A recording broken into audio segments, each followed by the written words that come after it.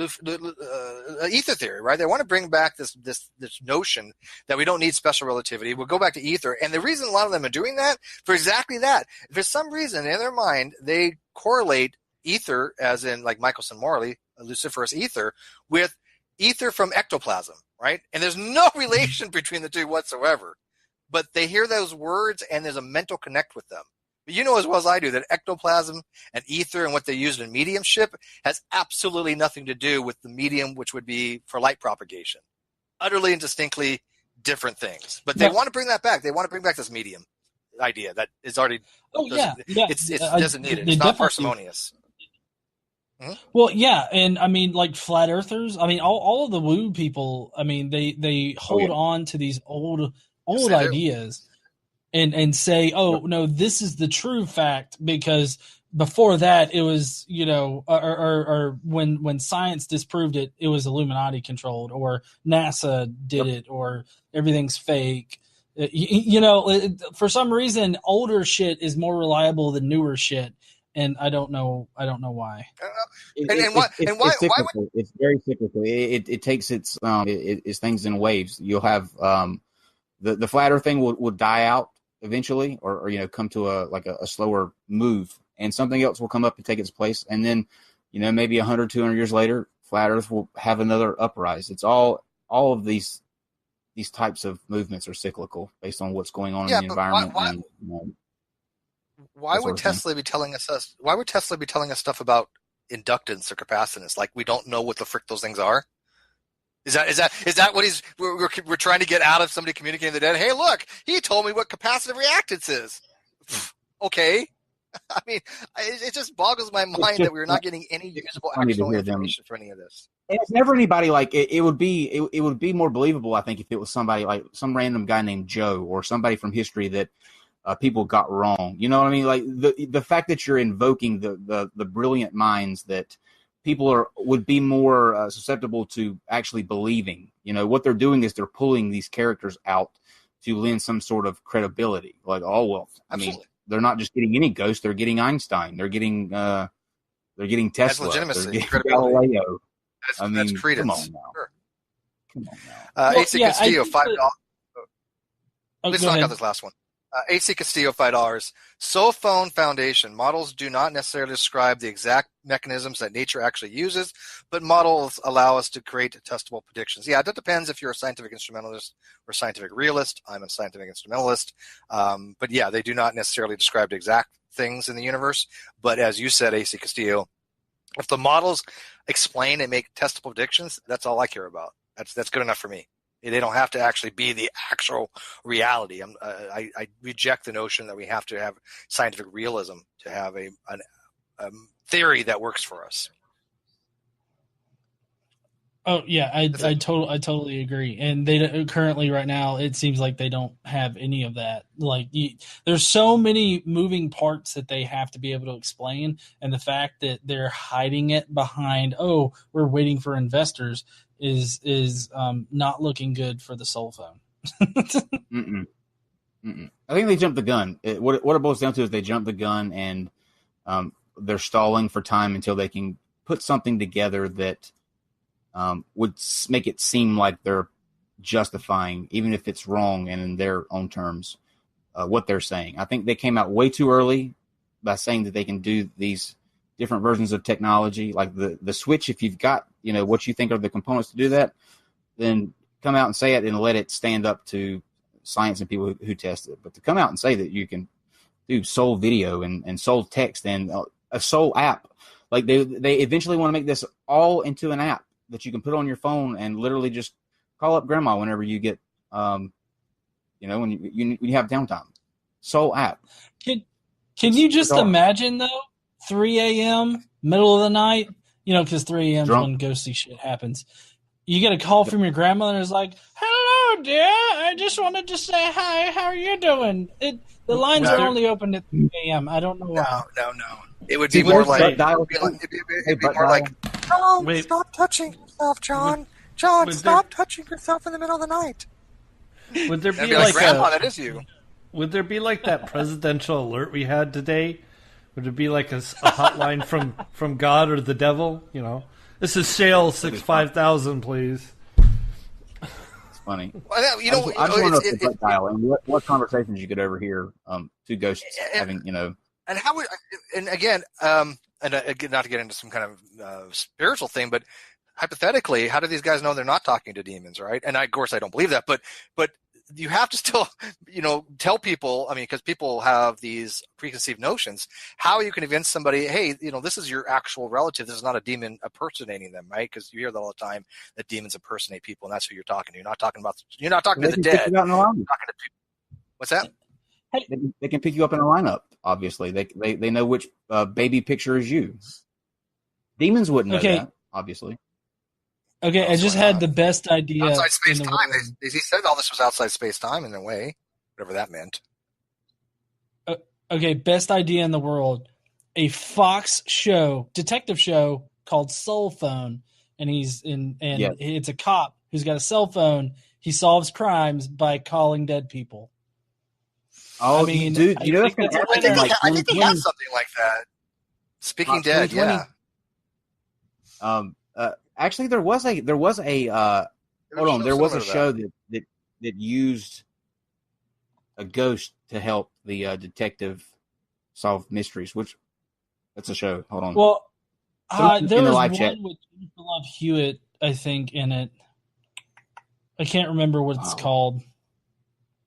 It's been a while. She was a medium. She could see ghosts, and it helped her do shit. Ghost Whisperer? Was it Ghost Whisperer? Ghost Whisperer. No, maybe. No. I think so. Maybe. Yeah, that was with. Oh my God, what is her name? Jennifer Love Hewitt. Yeah. Yeah.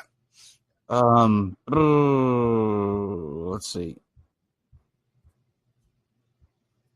Oh man, there's like this. There's so many ghost shows, guys. Yeah.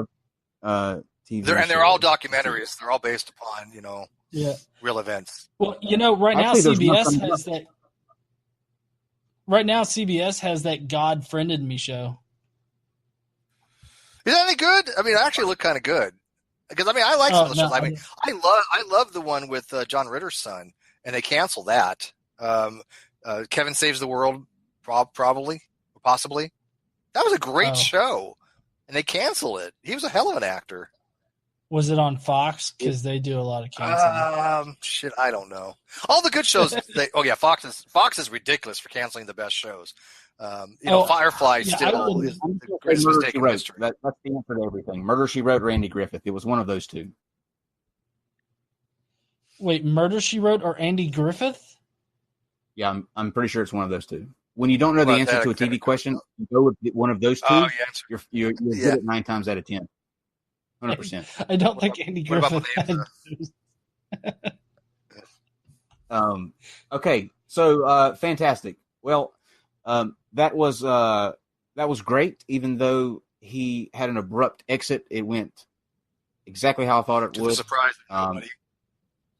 Exactly, and it was important to show that he could not give any kind of answers that made sense, any kind of anything but anecdotes in his viewpoints. It's not a shocker. I think everybody expected it to go that way. But I do think that it's important to understand that there are people that do fall into that do believe that's a possibility. And I hope that they're able to see something like this instead of the ones where it's just all how wonderful this is, to be able to distinguish that it sounds good. Actually, it doesn't even sound good. in the higher scheme of things, it sounds good, but there's nothing to back it up concretely. And so really what you're just left with are your hopes and desires that this is going to be a thing. But that's all the evidence you're going to have on it. GE? I think that this guy came in and he didn't have any kind of information. All he had was, I guess, hypotheses, if you could call them that. I don't even know if he had that. I think that's stretching it. Yeah, I don't know. He had ideas. and they're nice to think about, but they're not reality. And unless he can prove how he can translate the spirit world into the physical world, I don't see how this is ever going to work.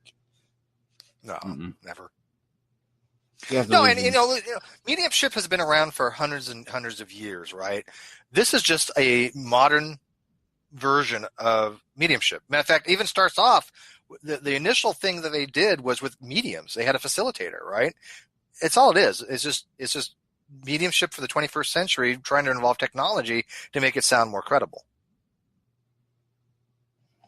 Yeah, I hate it when they do that too, because then it's like, it kind of leaves a sour taste in your mouth whenever you actually know what you're talking about, and to hear people like this like say the exact same shit, but they don't know what they're talking about. I don't know. It kind of pisses me off at times. Yeah, no, it is infuriating because, a lot of people don't realize, like I said, I kind of started years ago, 4 or 5 years ago. I've had my channel 5 years now, actually. But back then I was working with a guy named SciFake. He'd been on Fox News and other things, and he used to debunk Long Island Helium, right? And many other types of things. And me and a few other people would constantly be on his videos with him in the live chats, explaining to people what's going on, how to do cold reads, how to do hot reads, what techniques they're using. And then people were like, well, how do they know this? And we would explain to them, this is the technique they use to do this, to pull these stunts off. Like one of my favorite ones was, when people go to these shows, right? And they do the cards and things of that nature. They listen in on the lines. Everybody knows those things. But sometimes they have very, very specific detail. Like, for example, they say, hey, John, you have a grandfather clock that's in the corner of your room or something, right? And you're like, well, how the hell do they know that, right? And I know you don't, because but you see specificities like that. And people will say, well, how do they know that? Well, let me tell you how they know that. Most of these people, where they do a one-on-one type interview, people have been out to their house prior 2 weeks event, 3 weeks, 4 weeks, 2 months out even. And they'll go for whatever reason. They don't have to introduce themselves as producers. That'd be just like, hi, I'm from the Jehovah's Witness. And they can see what's inside, right? And they can say, oh, look, there's something here I can point out. They fake this stuff. I guarantee that does happen. I'm telling you, this is how they do a lot of this stuff. I'm fairly certain. I want to say that it might have been Darren Brown, but somebody like Darren Brown actually ran a test for like mediums or whatnot to come into a house. And what they did was they put out fake information about the house or where they were going, and then they invited them out, and they repeated things that were off of the fake website about the house. They did that with a castle too. Same thing. They did with a castle, fake painting, fake history, and the medium give forth the fake history. Figure, right? Yeah. Big one. So after all these times, it's one big long scam, just like snake oil. That's all it is.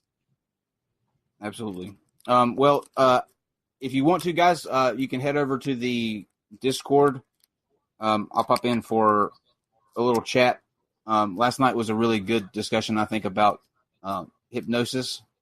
So that started out as a 10-minute stay and ended up being 3 hours, but it was a good conversation. Wow. So if you want, guys, you can head over to the Discord. We'll pick it back up over there for a little bit and see what you guys thought. Tomorrow we will be with Nicholas Brand, who is a PhD student in paleontology. He will be discussing his belief that the dinosaurs actually had feathers, all of them. So that will be except for sauropods. Yeah, well, what you would consider, what you played with as a child, had feathers, T-Rexes, those sort of things. And I think that Trevor Valley's going to join us for that as well. He doesn't know about his scheduling, but if he can make it work, he's going to come in because he doesn't think that's the case. So it'll be good to see where that kind of ends up. So join us for that. That's at 8:00. GE, you get the final word to sing, scream. This is your now 73rd appearance. So welcome 73, and we'll let you close it out tonight. All right. Thanks everybody for dropping by. Don't forget to stand up and use your voice. I guess I got to do my normal thing, like, "Hey heathens, how y'all doing?" There we go. Excellent. All right, guys. Y'all. We'll see you in the Discord, and if not, we'll see you tomorrow at 8 p.m. And